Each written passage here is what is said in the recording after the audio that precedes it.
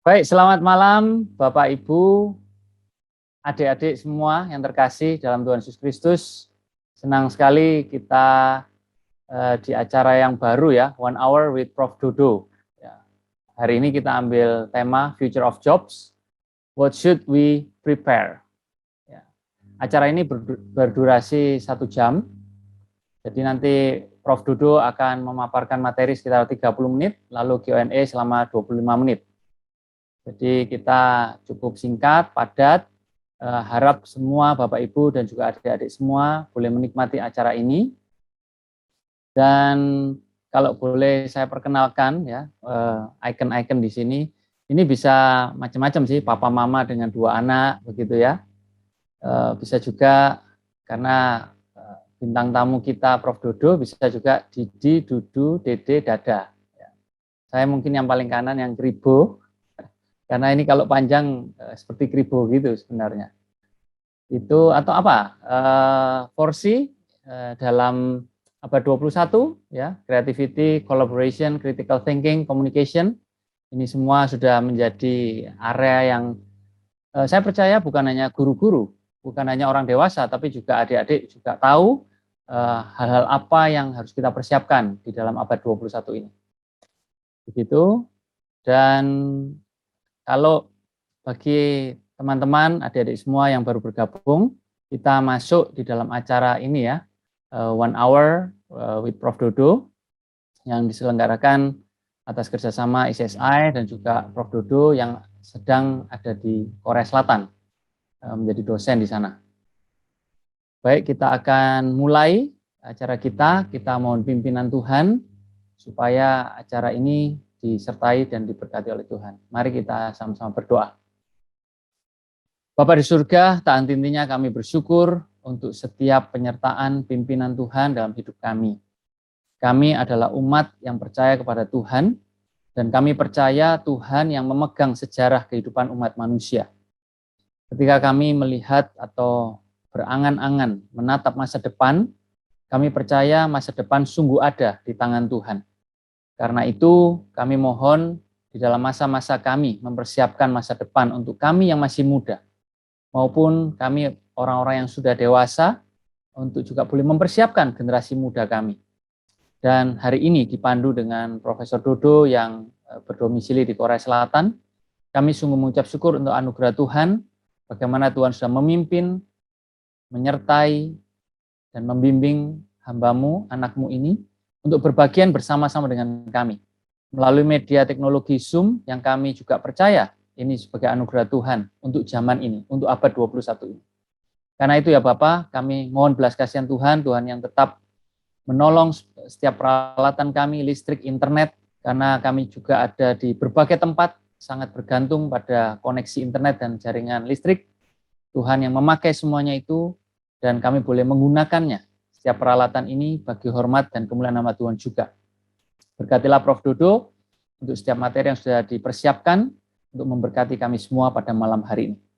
Terima kasih Bapak, kami mau membuka acara kami mau menyerahkan acara kami dari awal, pertengahan, hingga pada akhirnya, hanya di dalam penyertaan dan kasih Tuhan Yesus Kristus. Amin. Bapak Ibu Saudara dan juga adik-adik, acara kita cukup singkat, 1 jam saja dan dibagi menjadi 2 ya. Jadi 30 menit akan disampaikan sesi oleh Prof. Dodo, lalu 25 menit akan kita lakukan di dalam Q&A. Dan sebentar setelah waktu saya berikan kepada Prof. Dodo, saya akan membagikan link Slido di chat box. Jadi manfaatkan momen untuk bertanya, dan nanti akan kita coba jawab satu persatu setiap pertanyaan dari Bapak Ibu, saudara-saudara, dan juga adik-adik sekalian. Sekali lagi, hari ini dengan tema Future of Jobs, What Should We Prepare? Waktu dan tempat saya berikan kepada Prof. Dodo. Silakan Prof. Ya, selamat malam. Bisa kedengaran suara saya? Jelas, sangat jelas. Silakan Prof. Oke. Ya, ini sebuah kesempatan yang indah bisa kita bersama-sama di Zoom. Ya, terima kasih undangannya dari AJSI Indonesia. Sudah beberapa kali saya join dalam programnya AJSI dan Mungkin saya tidak perlu memperkenalkan diri lagi gitu ya. Nanti terlalu panjang karena waktunya hanya 30 menit gitu ya. Jadi kalau nanti misalkan ada yang ingin tahu lebih lanjut tentang saya, mungkin nanti ya sambil saya bercerita tentang apa yang akan saya presentasikan, mungkin nanti saya akan juga cerita sedikit-sedikit gitu ya. Ini materi yang saya siapkan. What should we prepare for the future of work? Jadi sesi pertama yang sudah dibuat oleh ACSI Indonesia bulan lalu itu adalah sebuah sesi yang bercerita tentang bagaimana the future of work. Dan ini adalah sesi kedua, sesi kelanjutannya, dan saya ingin bercerita kira-kira apa yang perlu kita siapkan untuk bisa kita ada di future of work. Ada 3 hal yang mau saya sampaikan pada hari ini, yaitu background-nya, apa itu future of work skills, ya, dan kemudian apa yang perlu kita siapkan. Nanti saya akan sampaikan di bagian kedua, dan bagian ketiga saya akan menutupnya. Dan setelah itu kita akan tanya jawab. Yang pertama, apakah pernah kita bayangkan kalau suatu hari kita itu mau kerja, kemudian ternyata saingan kita adalah robot? Ya, ini satu hal yang saya kira bukan mustahil gitu ya. Sekarang di Korea, kalau orang mau pesan kopi, yang nganter bukan orang lagi, tetapi ada robot. Yang kalau orang mau pesan makanan, yang nganter bukan orang lagi, tetapi robot. Ya, ada robot, ada drone, dan sebagainya. Nah, ketika kita sudah diperhadapkan pada situasi di mana robot ini sudah muncul, gitu ya, apa yang perlu kita siapkan, gitu ya? Ini ada satu penjelasan dari sebuah riset yang mengatakan bahwa ada 3 negara di dunia ini ya. Ada negara Jerman, ada negara Amerika, dan ada negara India. Nah, ada permintaan dan ada supply, ya, demand and supply. Ini artinya apa? Ada permintaan tentang tenaga kerja yang punya skill, ya, agile. Agile ini maksudnya orangnya ini lincah, entah dia itu bisa berbicara tentang teknologi atau bisa bicara tentang bagaimana berkomunikasi, bisa berbicara tentang negosiasi gitu ya. Kemudian ada namanya blockchain. Nah, ini ngomong teknologi. Ada yang namanya security gitu. Dan ada yang ngomong namanya AI. Nah, dari 4 kategori ini, 3 negara yaitu Jerman, Amerika, dan India, yang paling rendah demand and supply gap. Ini maksudnya apa? Jumlah orang yang paham tentang teknologi itu di negara itu dibandingkan dengan permintaannya. Nah, kita lihat ya, orang Amerika, orang India itu agile, lincah sekali. Tapi orang Jerman mungkin masih butuh banyak gitu ya, yang ini gapnya masih besar, berarti belum terpenuhi. Supply-nya lebih dikit daripada demand-nya. Bagaimana tentang teknologi blockchain? Orang India itu jago-jago gitu ya. Ternyata demand-nya dan supply-nya itu kira-kira ya kecil sekali. Jadi sudah terpenuhi. Jadi orang-orang di India skill-nya itu sudah tinggi untuk teknologinya. Gimana dengan Amerika? Ini warna kuning ya. Warna kuning ini medium. Warna ungu ini high. Jadi di atas. Jadi masih gap-nya tinggi sekali. Nah, kita lihat ke depan ya, orang-orang India, orang-orang Amerika ini kalah sama orang India karena technological skills mereka itu sudah luar biasa. Jerman yang dulu dianggap sebagai negara punya tentang industri 4.0. Jadi kalau kita tahu industri 4.0 itu asalnya dari Jerman. Nah, ini yang menginisiasi industri 4.0 ternyata ya, supply dari orang-orang yang punya teknologi skillnya itu masih besar. Jadi supply-nya dibandingkan demand-nya ternyata gap-nya besar. Nah, ini apa yang mau kita pelajari hari ini gitu ya. Ternyata skill technological ini di negara-negara maju pun sekarang ada masalah. Ada masalah. Dan kalau kita mau melihat satu gambaran besar lagi, ini dari World Economic Forum gitu ya, menyatakan bahwa ke depan automation dan AI itu adalah sesuatu yang tampak nyata gitu. Ini di tahun 2016 orang-orang yang bekerja secara fisik manual masih banyak. Ya, tapi tahun 2030 diperkirakan ya, sudah akan menurun kurang lebih 14%. Pekerjaannya sifatnya basic kognitif, cuma input data ya. Ada ya mungkin yang tahu, masuk di perusahaan pekerjaannya admin, input Excel, kemudian inputkan data masuk ke satu sistem di perusahaan ya, atau mungkin membaca data, oh ini nanti berapa yang terjual hari ini, berapa yang terjual dalam bulan ini gitu ya. Nah, itu basic kognitif. Ternyata pekerjaan-pekerjaan yang simple ini di tahun 2030 akan menurun. Nah, terus apa yang akan naik? Ini ya. Kita lihat higher kognitif. Jadi mulai kreatif. Problem solving-nya itu kelihatan. Social and emotional. Bagaimana kalau misalkan kita ada masalah, kemudian kita bernegosiasi dengan orang lain, kita memahami emosinya orang lain, kita berdiskusi, kemudian menemukan solusi.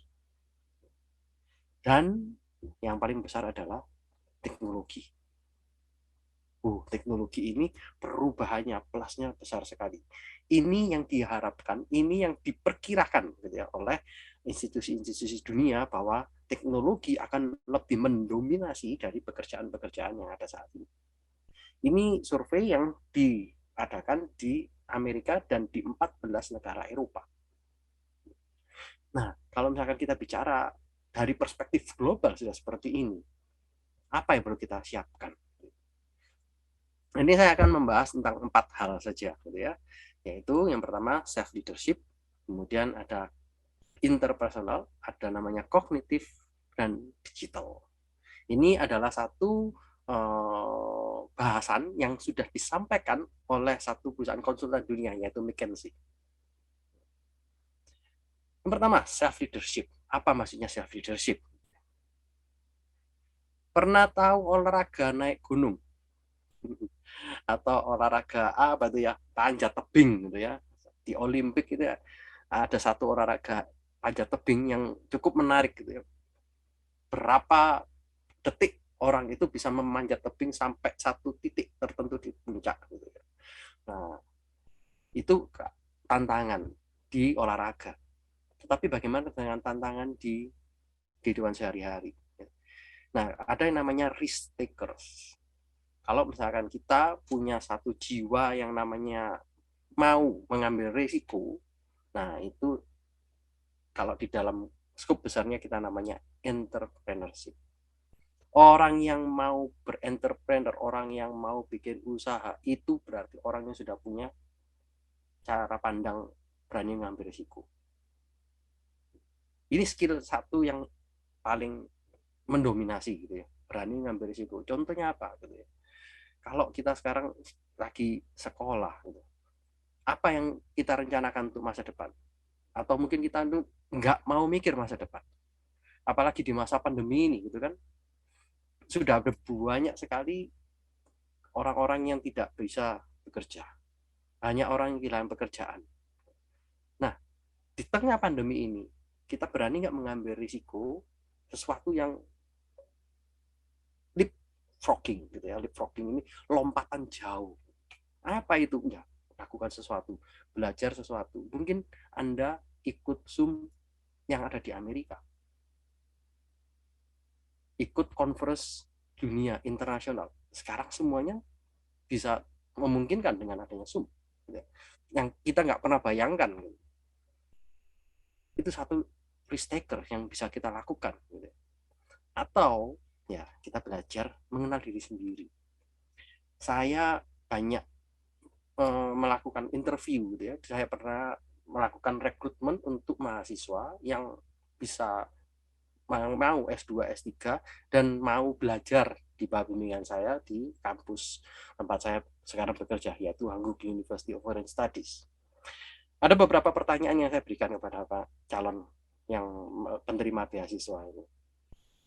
Saya tanya, apa kelebihan dirimu? ada yang jawabnya tuh lama. Si jawabnya itu nggak bisa langsung plek gitu. Duh, saya tanya, duh kenapa? Saya ya kadang saya tuh nggak paham. Saya ini punya kelebihan apa? Udah kan kalau saya tanya gitu kemudian jawabannya seperti itu, kira-kira gimana? Nggak yakin ya. Nah ini ya self management.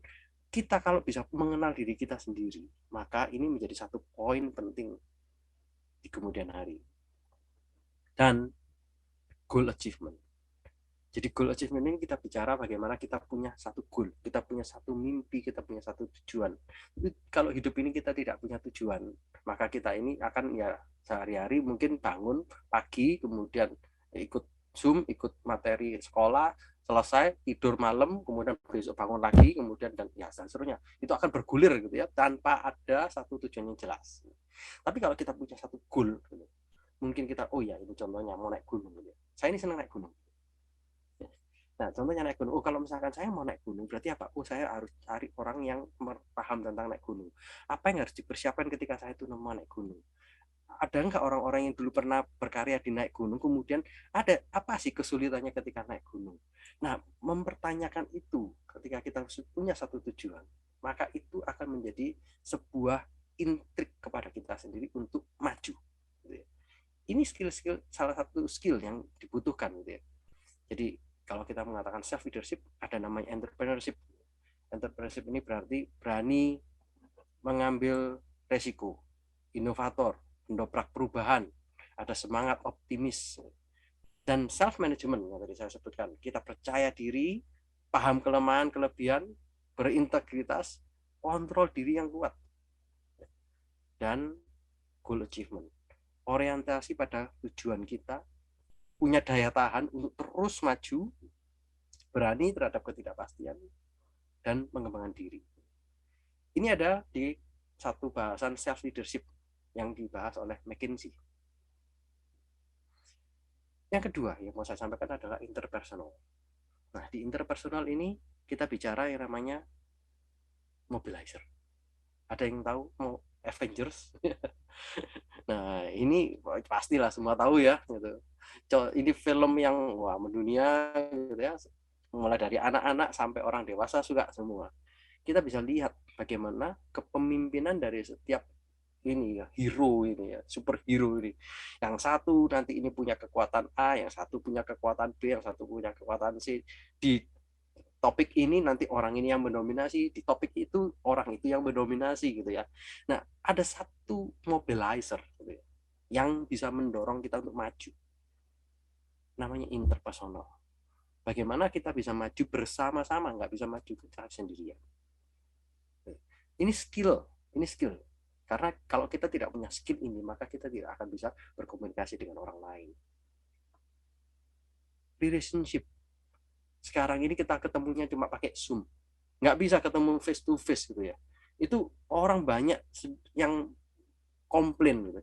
Saya nggak bisa ketemu dengan orang dengan Zoom, dengan cuma wajah. Saya butuh ketemu face to face. Karena apa? Ada physical relationship yang dibutuhkan. Mungkin butuh tanda tangan gitu ya, atau butuh jabat tangan. Nah, itu sesuatu yang tidak bisa dirasakan ketika kita ada di Zoom. Nah, meskipun kita sekarang ada di Zoom, nah bagaimana kita bisa menjalin interpersonal? Ini yang akan ke depan menjadi sebuah skill yang harus kita tekuni gitu ya. Karena ini nggak gampang. Makanya kalau sekarang Zoom gitu kan seringkali kita Zoom foto bersama-sama. Nah, itu salah satu yang membuat nanti relationship kita itu akan jadi terjaga. Karena kita mungkin tahun depan akan lihat, tahun lalu ini foto bareng udah nih ya. Apalagi nanti setelah ini katanya model di YouTube. Nah, itu sudahlah satu skill yang kita sudah bangun gitu. Teamwork. Ada bagian orang masing-masing gitu ya. Nggak bisa semua mengerjakan, nggak bisa semua jadi Kapten Amerika. Pasti harus ada jadi Iron Man. Nggak bisa semua jadi Iron Man, harus ada jadi Hulk. Ya. Nah, ini porsinya masing-masing, kalau kita gabungkan jadi satu, itu kita bisa teamwork. Ini kita bicara namanya soft skill. Ya, soft skill yang mungkin ya kita semua sudah tahu gitu ya, apa yang harus kita siapkan. Mobilizer, ada role model, bagaimana kita bisa bernegosiasi. Kita bagaimana punya visi sama-sama bergerak gitu ya. atau kita bisa tahu organisasi ini mau apa. Relasi, ya, kita berempati, punya inspirasi kepercayaan, rendah hati, dan kemampuan bersosialisasi, dan teamwork. Ini adalah yang kedua yang disampaikan oleh lembaga McKinsey. Nah, yang ketiga, nah ini yang menarik, kognitif. Apa ini kognitif? Nah, saya coba kasih pertanyaan ini gitu ya. Ada yang bisa jawab nggak? Coba jawab di chat gitu ya, boleh. Jawab di chat. Ini ada soal di sebelah kiri. Ada pola seperti ini. Pola satu, pola kolom kedua, kolom ketiga, kolom keempat, kolom kelima, kolom keenam, kolom ketujuh, kolom ke-8. Nah, kira-kira kolom ke-9 ini jawabannya apa? Ayo, silakan. Di kolom chat.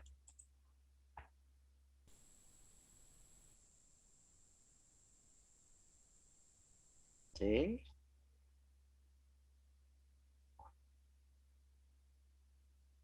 Ya, saya masih tunggu. Oh, ada yang jawab C, ada yang jawab B, ada yang jawab A. Wah, ini seru nih ya. Ayo, saya tunggu deh. 10 detik. Ya, 10, 9, 8, 7, 6, 5, 4, 3, 2, 1. Oke. Ya, terima kasih untuk jawabannya semua gitu ya.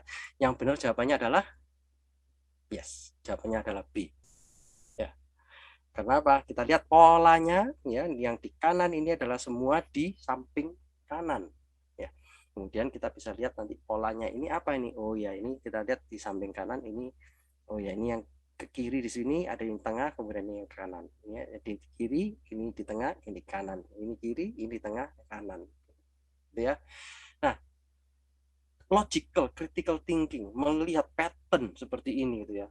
Ini menjadi salah satu skill yang nanti ke depan juga dibutuhkan. Bukan itu aja gitu ya. Siapa yang setiap hari bikin jadwal, satu hari ini saya mau kerja ini jam ini sampai jam sekian, kerja ini jam sekian sampai jam sekian, kerja ini jam sekian sampai jam kerja ini. Ada nggak yang bikin jadwal? Nah, ini penting. Saya pernah ketemu seorang teman.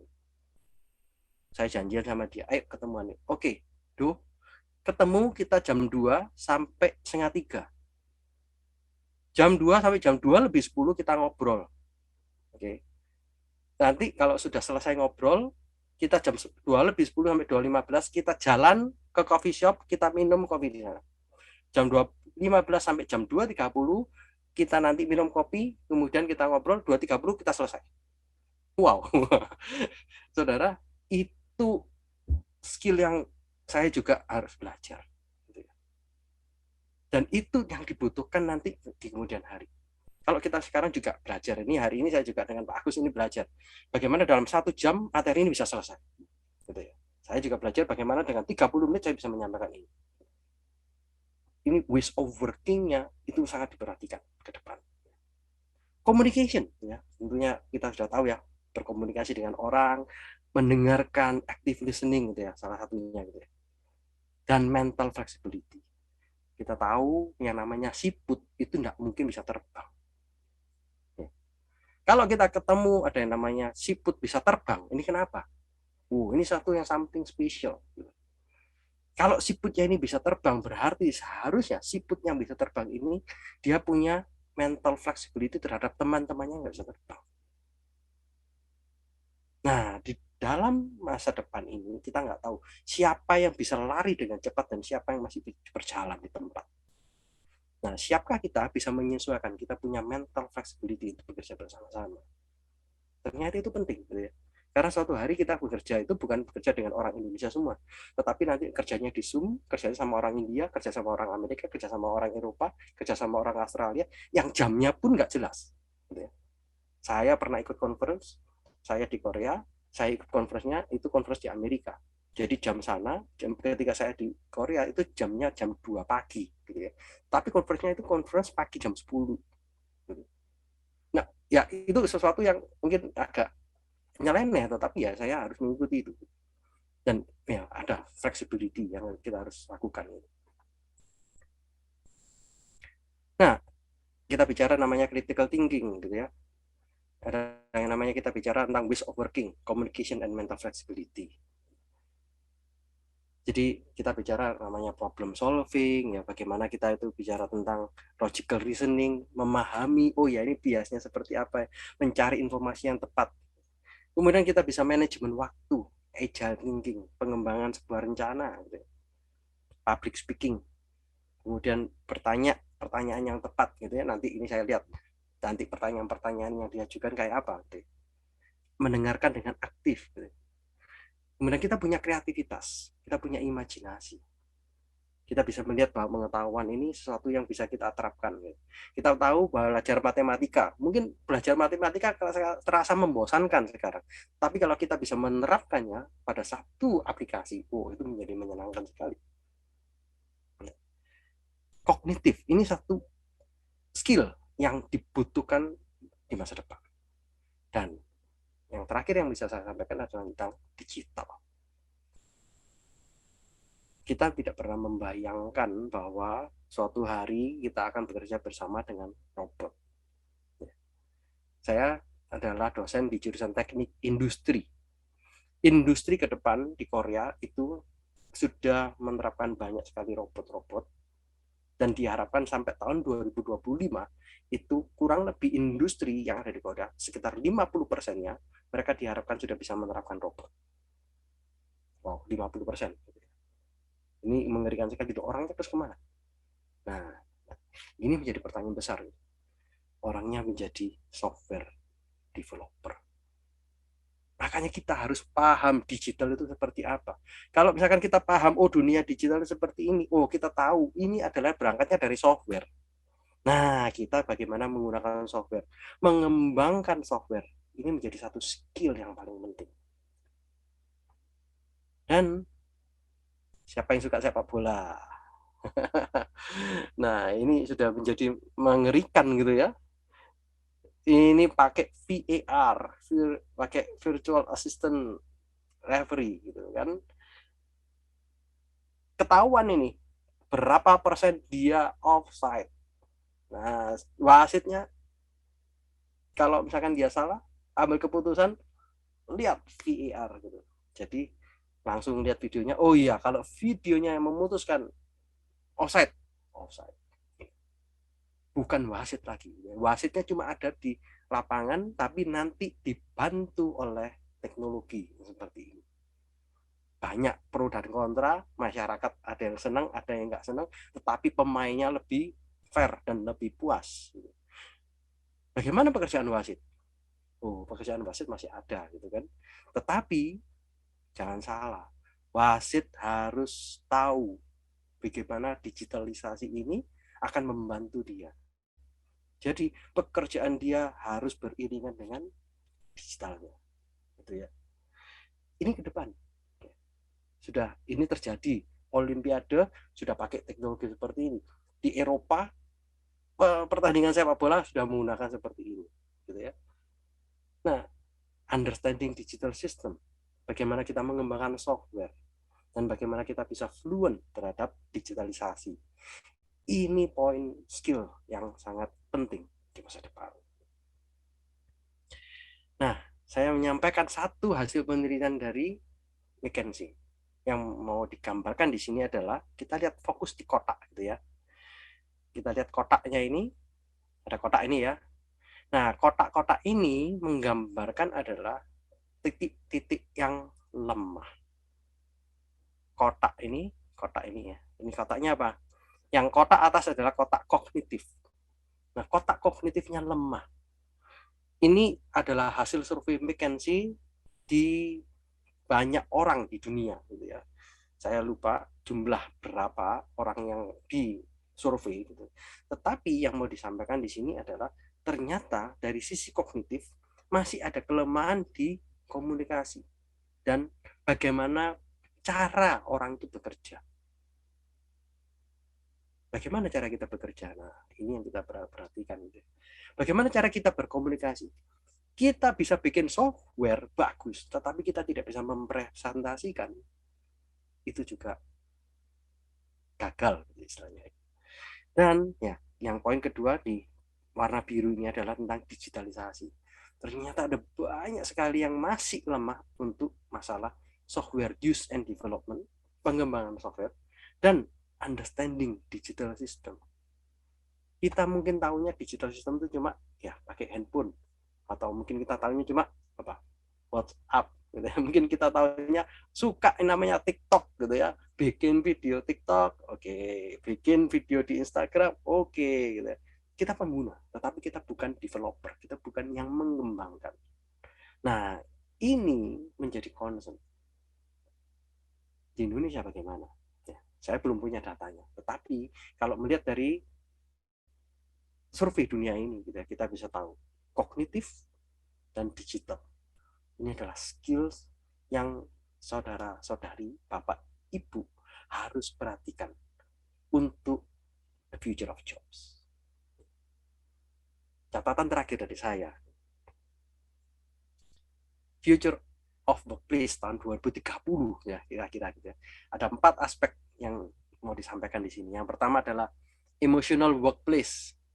Jadi kita itu nanti akan ada banyak pekerjaan yang datang ke kita. Bagaimana caranya untuk bisa menolak gitu. Nah, nanti ada namanya ini Vice President of No. Ada sendiri gitu ya, orang yang nanti bertugas untuk ini jangan dikerjakan, ini dikerjakan. Ada namanya cultural translator. Ini sesuatu yang unik gitu ya. Bagaimana kalau ada orang Korea datang ke Indonesia mau bekerja sama? Nah, harus ada orang yang paham tentang culture-nya orang Korea. Bagaimana menerjemahkan culture dua negara supaya sama-sama ketika mereka meeting negosiasinya bisa berhasil. Physical workplace, ya kalau misalkan kita sekarang ini masih dalam dunia virtual gitu ya, tapi nanti di physical workplace ini ada namanya virtual assistant. Pas meeting nanti ada Bixby, pas meeting nanti ada Apple Siri, ya. Jadi ya itu semua sudah terjadi ya di Amerika. Technological workplace kita bicara tentang sudah bukan lagi hal yang gampang deh. Ada AI educational programmer. Suatu hari kita akan ketemu dengan guru virtual, bukan guru yang manusia, tetapi guru yang adalah robot. Dan itu sudah banyak. Belum lagi kalau kita bicara yang namanya the purposeful workplace. Nanti ada orang-orang yang ya, meskipun ada banyak robot, ada banyak AI, tetapi tetap butuh orang-orang yang ya profesional, rebel. Apa nih? Kalau sudah Anda punya keyakinan gitu, kemudian nanti ada yang berontak. Gitu. Nah, ini ada namanya professional rebel. Gitu ya. Seperti apa itu? Nah, kita bisa lihat nanti ketika di kemudian hari ada ya rule yang ke arah sana. Jadi 4 hal yang tadi saya sampaikan. Gitu ya. Yang pertama self leadership. Yang kedua interpersonal. Ini kita bicara tentang soft skill. Soft skill yang minimum yang kita harus punya. Dan hard skill-nya apa? Kognitif dan digital skills. Kognitif ini apa? Ya kita belajar matematika, kita belajar apa? Fisika, kita belajar apa? Chemical, kimia. Ya. Itu sesuatu yang kita belajar secara kognitif. Kita pahami, oh ya kenapa ya DNA-nya seperti ini tidak bisa dengan DNA yang seperti ini. Kemudian nanti bagaimana menggabungkan antara fisik dengan chemical, fisik dengan biologi, bagaimana menggabungkan mathematical dengan biologi dan sebagainya. Itu kita bicara dari ranah kognitif dan digital. Ya, sekarang sudah tidak bisa kita lepaskan dari dunia digital. Semuanya ada di dalam dunia digital, atau di dunia digital. Gitu ya. Artinya kalau Bapak, Ibu, saudara-saudari sekarang semua ada di pendidikan. Buatlah anak-anak, buatlah para mahasiswa, buatlah juga para pendidik paham bagaimana kita bisa memanfaatkan dunia digital ini, bukan cuma memanfaatkan, tetapi mengembangkan, develop. itu skill yang akan dibutuhkan di masa depan. Kira-kira itu yang bisa saya sampaikan. Saya membuat baru channel di Telegram. Kalau misalkan ada yang tertarik untuk ikut, silakan search namanya Teropong Edukasi. Nanti kita sama-sama belajar. Saya akan sharing materi-materi apa saja yang Bapak, Ibu, saudara-saudara bisa ikuti. Ada banyak sekali materi-materi edukasi gratis yang bisa kita ikuti gitu. Dan saya akan berusaha share di sana. Kalau ada yang tertarik, silakan ikut di Telegram ini. Kemudian kita akan sama-sama belajar bagaimana menyiapkan diri kita untuk the future of work. Itu dari saya, Pak Agus. Terima kasih. Saya kembalikan. Terima kasih sekali, Pak Profesor Bernardo. Luar biasa, Bapak Ibu dan juga adik-adik ya. Paparannya begitu dalam ya. Saya sendiri pernah tinggal di Korea Selatan dan waktu itu juga merasa terkaget-kaget sih bahwa perbedaan itu sangat besar antara Indonesia dan Korea. Tapi kalau kita lihat juga di masa pandemi ini, perbedaan itu yang coba mulai dipersempit gitu. Tapi kalau kita tidak siap, nah itu persoalannya kan, tidak siap. Jadi kita terkaget-kaget dan kadang mau kembali ke masa lalu, mungkin gitu ya, Prof. Dodo. Nah, kita ada beberapa pertanyaan yang sudah masuk ya. Tapi sebelum itu saya akan coba ringkas sedikit Bapak Ibu dan juga adik-adik sekalian. Jadi sudah sangat jelas tadi Prof. Dodo membagikan kepada kita empat hal yang menjadi skill yang harus kita punya ketika kita masuki masa depan, ya. Dan ini versi McKinsey, begitu ya. Self leadership, lalu interpersonal, lalu kognitif, digital. Bahasa sederhananya, bagaimana kita bisa memimpin diri kita sendiri dan kemudian juga orang lain. Lalu bagaimana hubungan kita dengan orang lain, dengan sesama. Lalu kita sendiri, ya, yang dua hal mungkin lebih ke kita sendiri juga, bagaimana sisi kognitif kita dan juga kemampuan digital. Gitu. Baik, kita akan masuk ke pertanyaan. Kita punya waktu 22 menit ini, Prof. Dodo. Saya coba share, sudah ada 3 pertanyaan. Bapak, Ibu, adik-adik boleh kasih jempolnya untuk pertanyaan-pertanyaan yang dirasa sama atau mirip, silakan. Dan itu akan naik ke yang lebih atas, begitu ya. Kita urut saja, Prof. Dodo. Bagaimana mengatasi perasaan kesal ketika tidak mampu menuntaskan jadwal rinci dalam sehari karena sesuatu yang out of our control? Oke, ini masuk sangat filosofis sekali ini. Ya, tentunya kalau ada jadwal-jadwal yang out of control ini ya pasti kita harus ada namanya gini. Kalau di dalam time management itu ada namanya important dan interesting. Ya. Kalau kita bisa membedakan mana yang important, ya tentunya mungkin kita akan lebih memprioritaskan yang urgent dan yang tidak urgent. Gitu. Kalau misalkan ternyata ya kesel gitu ya, ya kita kembali lagi aja gitu. Itu yang kita tadi jadwalkan itu sesuatu yang biasa, yang ya mungkin tidak terlalu penting atau penting gitu. Kalau memang itu penting, ya kita coba punya emosi yang lebih tadi ada satu hal yang kita harus juga pelajari dari self leadership gitu ya. Setelah satu di self leadership adalah ketika kita bisa mengontrol diri. Tentunya pasti kita kesel gitu ya. Wah ini sudah penting, gagal, mungkin ada meeting kemudian gara-gara ada satu lubang di jalan, kemudian bannya gembos, nggak bisa datang ke meeting gitu ya. Ya itu kan kesel juga gitu. Ya tapi let's face it. Mari kita hadapi dan kita berani berterus terang, oh ya tadi saya ada di dalam kondisi yang susah, mobil saya kejeblos lubang, nggak bisa datang tepat waktu, bagaimana kalau kita reschedule? Ya, misalkan seperti itu ya. Tapi ya ini konteksnya banyak sekali gitu ya. Jadi bisa macam-macam, tapi tentunya kita harus bijaksana dari sisi itu. Mencari mana ini, apakah ini important, apakah ini interesting, apakah ini urgent atau tidak. Nah, kalau kita bisa membedakan itu, maka kita akan lebih mudah untuk mengontrol emosi kita. Itu. Ya, thank you, Prof. Dodo. Ini memang di masa depan soal higher order of thinking skills dan juga self leadership tadi ya, itu menjadi penting termasuk untuk mengontrol hal-hal seperti ini. Baik, ini saya centang, ini banyak Prof. Dodo.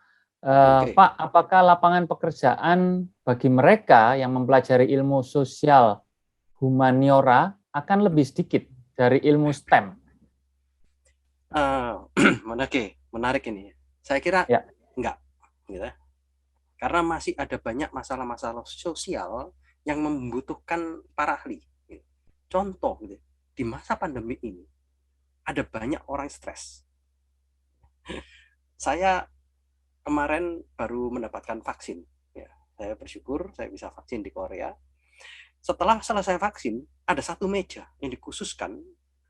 Jadi orang-orang diminta untuk datang ke meja itu kemudian ngisi kuesioner.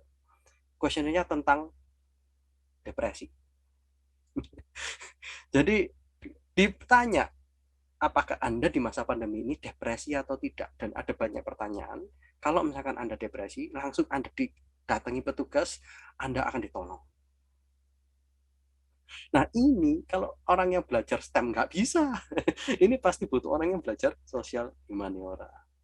Jadi masih ada banyak ruang, apalagi kalau misalkan orang-orang tua, gitu ya, orang-orang tua itu pasti butuh support. Nah ini banyak sekali welfare office, gitu ya, kantor-kantor kesejahteraan itu masih membutuhkan orang-orang di bidang sosial humaniora. Jadi jangan khawatir, masih ada prospek yang besar.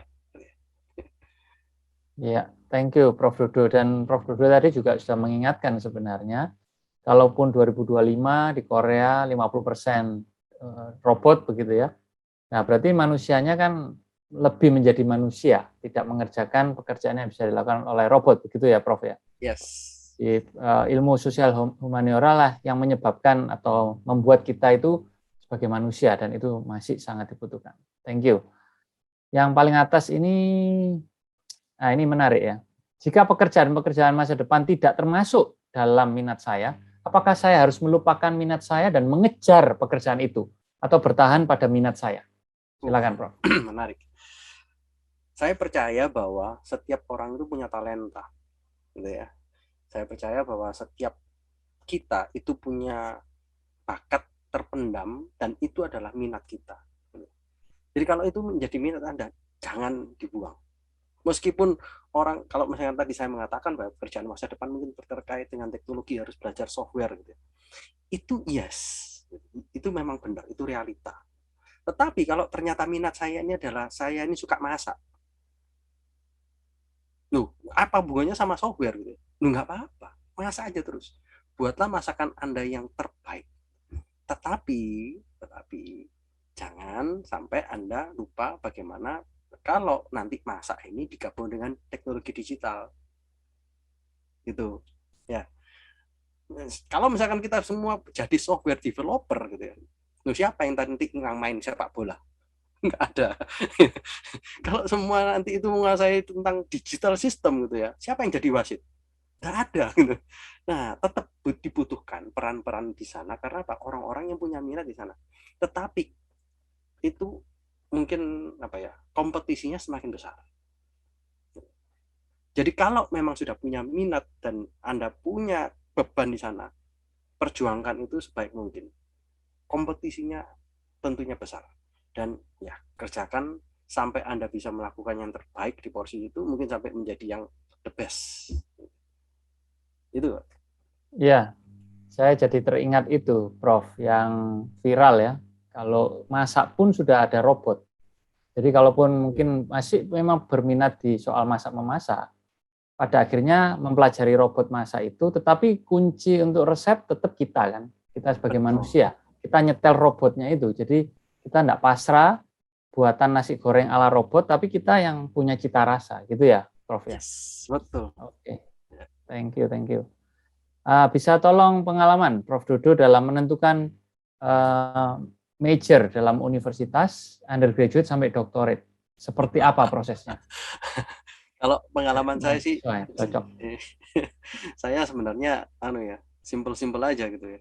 Dulu saya itu nggak tahu mau masuk jurusan apa, kemudian saya banyak ikut lomba dan kebetulan salah satu lomba yang saya ikuti adalah lomba dari jurusan teknik industri. Gitu. Nah, setelah saya lulus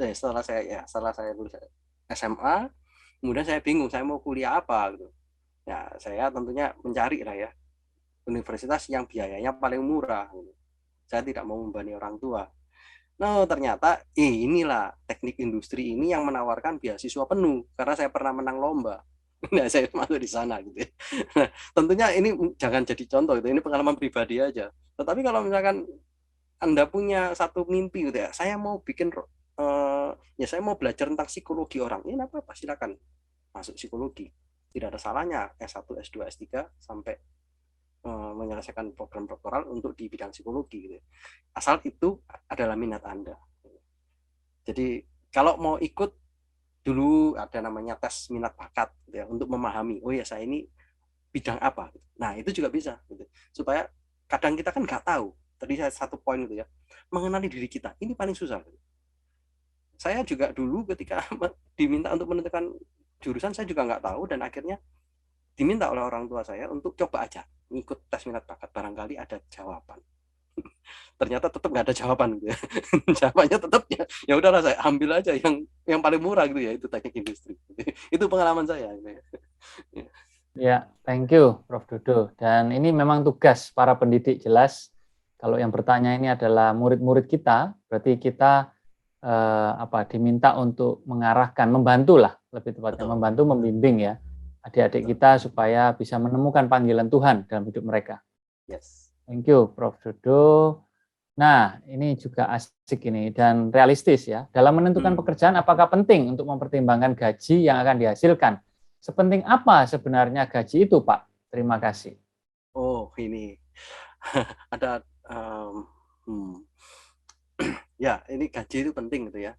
Tetapi ketika kita ini menjadi orang yang pemula, ya, beginner, kita tidak bisa mengatakan bahwa gaji itu penting di awal. Ketika kita adalah seorang beginner, kita adalah seorang yang harus siap untuk menerima ya apa adanya. Gitu. Kalau misalkan kita sekarang mahasiswa, ya saya sarankan supaya kita tidak bingung masalah gaji. Mulai dari sekarang mencari peran-peran apa yang nanti bisa kita lakukan untuk mendukung pekerjaan kita. Contoh. Ada beberapa mahasiswa saya itu sudah dia mengatakan, ini mahasiswa orang Korea ya, dia mengatakan setelah lulus saya ingin S2 di bidang pemrograman yang nanti menggunakan algoritma deep learning. Kemudian dia tanya, kira-kira saya harus ngapain dari sekarang? Di Korea ada banyak kompetisi. Ada kompetisi yang menggunakan deep learning, kompetisi tentang bagaimana menentukan harga rumah, kompetisi bagaimana membuat sebuah traffic atau lalu lintas di Korea ini tidak lebih macet dari sekarang. Jadi ada banyak lomba-lomba itu, kemudian saya minta, kamu ikuti lomba-lomba itu. Dengan kamu bisa ikut lomba-lomba itu bisa menjadi apa? Bekal di profil, di CV, yang nanti ke depan itu akan juga mendukung si atasanmu untuk menentukan berapa gaji yang cocok buat kamu. Karena apa? Sudah punya pengalaman ini, ikut lomba ini, menang juara 1.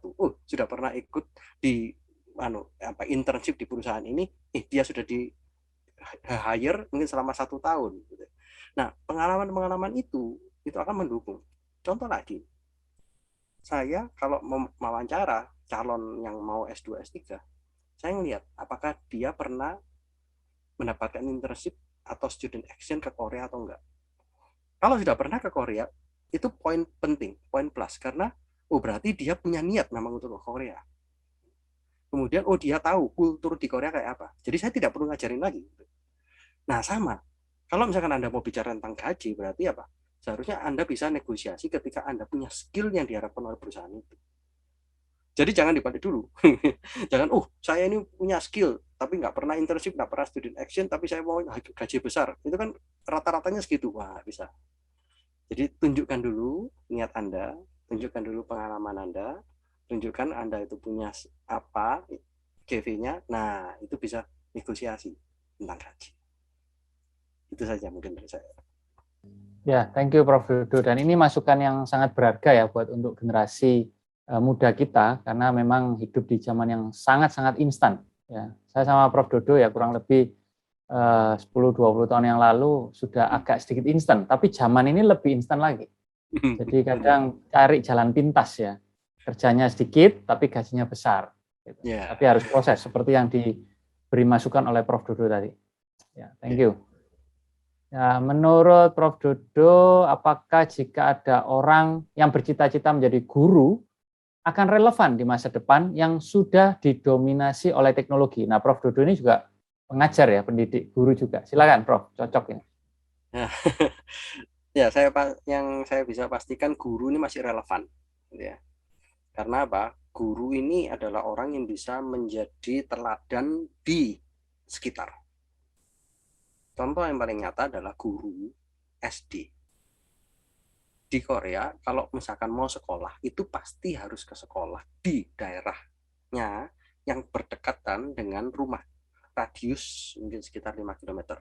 Mungkin di Indonesia juga sudah ya sepertinya ya. Jadi harus ada di dalam rayonnya dia. Ya. Nah, itu penting. Pasti butuh guru. Nggak mungkin lah itu nanti digantikan sama teknologi. Kalau kita bicara tentang universitas, nah ini mulai kita bicara hal yang berbeda. Tapi saya yakin bahwa yang namanya guru itu tetap dibutuhkan meskipun kita punya varian gitu ya. Saya mengajarkan nama mata kuliah data mining. Saya mengajarkan data mining dengan orang lain mengajarkan data mining, mungkin PPT-nya sama, materinya sama, tetapi ketika menyampaikannya berbeda, maka orang itu akan juga punya kesan yang berbeda. Nah, bagaimana membuat itu berbeda gitu ya? Nah, gurunya yang punya peran. Teknologinya nggak bisa. Teknologinya cuma mungkin kita bisa pakai kayak Slido gitu ya. Kita bisa pakai namanya mungkin Python atau Java dan sebagainya. Tetapi tetap kalau ada kita punya skill sebagai orang guru yang baik, maka kita punya peran yang lebih pada siswa kita, mahasiswa kita. Apalagi kalau mahasiswanya itu punya gap besar. Contoh, ya, saya ini mengajar programming. Banyak orang yang tidak bisa programming. Nah, yang paling unik adalah saya mengajar programming ke orang Korea pakai bahasa Inggris dan bahasa programmingnya Python. Ini pusing banget tuh ya. Ini nggak bisa, nggak gampang. Orang Korea memahami bahasa Inggris, kemudian belajar bahasa pemrograman Python. Nggak gampang. Orang Indonesia belajar Python. Saya ngajar Python ke orang Indonesia aja nggak bisa. Apalagi ini ngajar ke orang Korea pakai bahasa Inggris dan bahasa pemrograman Python. Nah, ini masih dibutuhkan. Ya. Ini masih ada relevansi. Jadi, jangan khawatir. Itu saya. Thank you, Prof. Dodo. Jadi kalau di dunia pendidikan itu memang kita teringat bahwa manusia ke manusia yang lain itu bukan hanya menginformasikan ya, not only informing, but also forming. Nah itu kalau soal forming, tentu robot dengan manusia ya berbeda ya, sangat-sangat berbeda. Jadi manusia mendidik sesamanya tidak bisa digantikan oleh teknologi. Thank you, Prof. Dodo. Lanjut, dengan banyaknya teknologi menggantikan kinerja manusia yang mengakibatkan sedikitnya tenaga kerja. Bagaimana memastikan setiap orang bisa survive? Ini ya pertanyaan klasik ini ya. Ya. Saya kira ya kita tidak perlu khawatir gitu ya. Kita ini ciptaan Tuhan yang pasti Tuhan itu akan punya karya yang luar biasa terhadap kita semua. Apapun yang kita kerjakan pasti dibuatnya berhasil. Jadi kalau misalkan kita bicara tentang teknologi dan kemudian kita takut sama teknologi, wah itu salah. Karena apa? Manusia ini yang menciptakan teknologi. Jadi jangan mau kalah dengan teknologi. Kalau teknologinya cuma bisa mengenali sesuatu pakai kamera gitu ya, kita ini punya kemampuan yang lebih besar dengan mata kita yang Tuhan berikan. Jadi saya kira meskipun ada teknologi yang begitu banyak, tetapi tetap peran tenaga kerja kita sebagai manusia itu masih tetap dibutuhkan. Mungkin peran kita lebih ke arah sosial. Mungkin peran kita nanti menjadi mentor. Mungkin peran kita menjadi guru, gitu ya, menjadi tutor. Itu masih tetap perlu, gitu ya. Jadi jangan khawatir dengan teknologi yang tadi saya ceritakan tentang robot. Itu salah satu yang akan mendominasi, tetapi bukan satu-satunya yang akan mendominasi.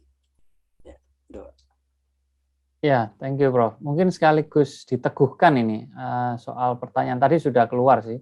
Soal sosial bahasa apakah masih relevan? Nampaknya ada kekhawatiran ini masa depan penuh dengan robot, skill soal STEM, sosial bahasa ini gimana? Coba dikasih satu poin tambahan mungkin untuk meneguhkan ya peserta malam hari ini.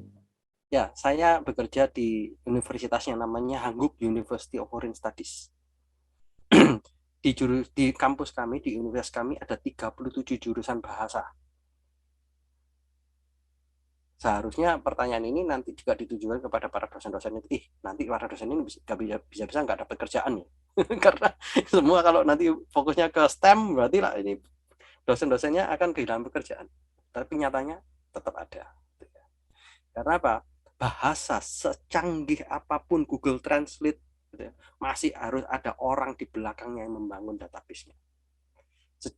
Sepintar apa mesin, kalau misalkan kita tahu Zoom ini ada namanya live transcript, tetapi tidak bisa live transcript ini menerjemahkan isi hati atau apa yang dipresentasikan oleh kita secara utuh, tapi cuma hanya bisa menggambarkan hal-hal yang secara umum atau perkataan-perkataan yang jelas.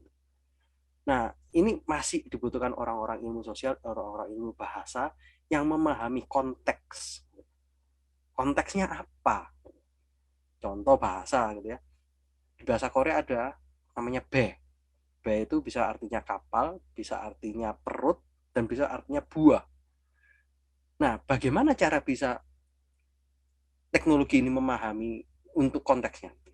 Sampai sekarang ada banyak miss, sehingga masih butuh orang untuk bisa memahami culture konteks dari bahasa. Begitu juga sosial. Nggak mudah. Oh, saya orang Indonesia pernah tinggal di Korea, mungkin pernah juga ke Jerman, dan pernah ke UK, pernah ke Amerika. Dan tidak mudah dipahami bahwa saya adalah orang Indonesia. Ya kan? Padahal saudara saya orang Indonesia dan saya masih suka rujak cingur. Nah, itu tidak akan bisa diatasi oleh teknologi. Kira-kira kayak gitu, Pak. Ya, thank you, Pak. Dan bahkan di dunia perbahasaan itu tidak lagi pakai translator, atau translator itu untuk yang tertulis ya. Tapi ya kalau lisan seperti ini interpreter, karena harus menginterpretasikan ya. Dan itu soal gaya bahasa manusia lebih luas, jauh lebih luas daripada mesin. Yes, jadi betul. Jangan khawatir ya untuk generasi muda. Nah, mungkin satu lagi, dan ini pertanyaan terakhir ya. Dan kita akan tutup, tapi Prof. Dodo juga memberi waktu sebenarnya kalau mungkin tambah 10-15 menit, tapi kita tutup dulu nanti. Nah, ini pertanyaan terakhir, Prof. Dodo. Jika ekonomi keluarga kurang mendukung untuk belajar software atau digital system, apakah yang akan terjadi pada orang tersebut di masa depan maupun masa sekarang? Nah, ini saya kira sekarang ini banyak ya training gratis. Jangan khawatir. Pernah tahu nggak ada orang Indonesia, orangnya itu ada di Jogja, pakainya laptop jadul Pentium yang zaman kuno, tetapi dia di hire sama Disney untuk bisa menggambar komiknya Disney. Nah, jangan khawatir ya. Sekarang YouTube itu udah banyak sekali pelajaran-pelajaran tentang digitalisasi, belajar software. Software mau open source banyak, gitu ya. Open source itu gratis. Saya selalu menekankan kepada mahasiswa saya, jangan beli software yang mahal kalau ada open source. Pakai aja open source. Tapi susah Pak belajarnya. Justru itu poin yang paling pentingnya. Ketika kita susah belajarnya, kita akan menemukan satu titik nanti ada orang yang membutuhkan kita karena kita tahu ini susah buat orang lain, tapi kita bisa. Dan itu justru yang nanti kalau mungkin kaitannya dengan tadi ya pertanyaan tentang gaji, gajinya bisa tinggi. Karena tidak ada orang yang bisa menguasai itu. Karena tidak ada orang yang mau belajar dengan bersusah payah. Tetapi ketika Anda bersusah payah, ya, Anda mau susah-susah belajar, maka itu akan menjadi poin plus.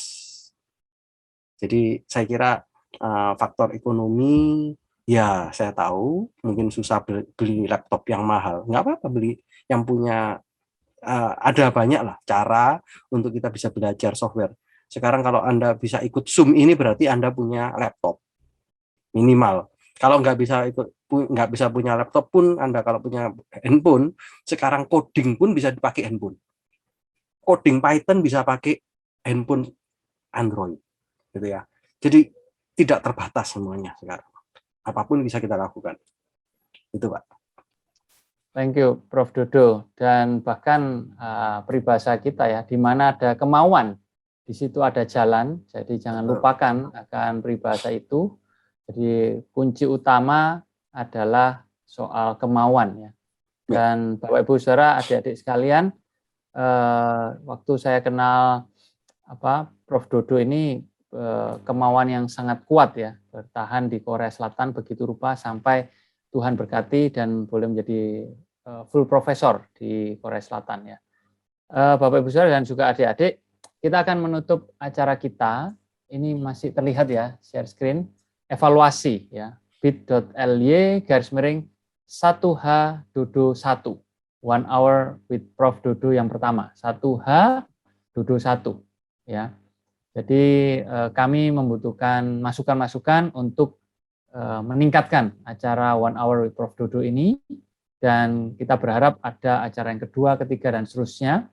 Dan waktu saya dapat bocoran dari Prof. Dodo, kita akan coba kupas ya, future of, bukan hanya future of jobs ya, tapi future of civilization of human mankind ini, khususnya di Indonesia, karena hati Prof. Dodo meskipun ada di Korea, hatinya untuk Indonesia sangat luar biasa, sangat besar sekali, dan harapannya bisa punya murid-murid S2, S3 ya, atau S1 bahkan juga boleh ada di bawah bimbingan dari Prof. Dodo ini.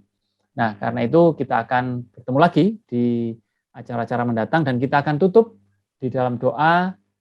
Waktu dan tempat saya berikan kepada Ibu Ni Putu Wiriani. Kepada Ibu Ni Putu, kami persilahkan.